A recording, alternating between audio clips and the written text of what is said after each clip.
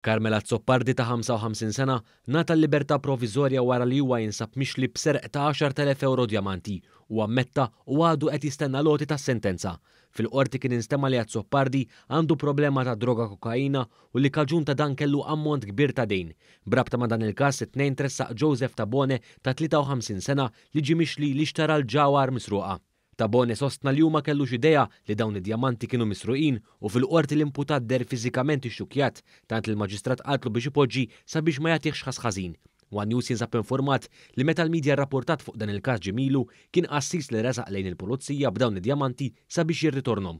Tabone nata ħelsib mill-arrest ukoll fuq diversi kundizzjonijiet.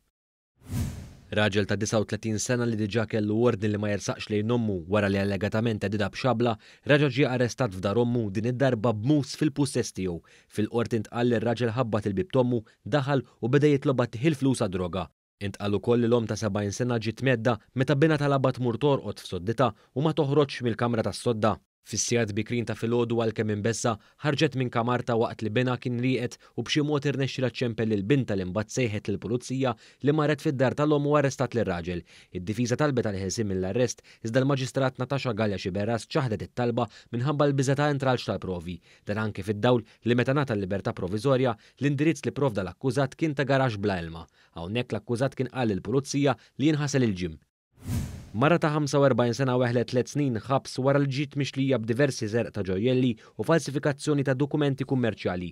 Il-każijiet ivarjaw bejn frar u April ta' sena li għaddiet fejn l-imputat kienet akkużata li serqet minn 5 djar tal-anzjani. Ġesmina Zoppardi kisret ordni ta' probation li tmur lura għall-2015. Hija ammettit l-akkużi miġuba kontrija, madankollu l-qorti konkludiet li għalkemm l-imputat ikkooperat fl-investigazzjonijiet hija kienet ingħatat bost opportunitajiet biex tirriforma ruħha. Il-qorti preżeduta mill-maġistrat Donatella Frendo Dimek innutat kif l-akkużata għandha l-vizzju ta' droga u għal daqstant ħarġet ordni sabiex għal sentejn tingħata l-għajnuna biex telep il-vizzju.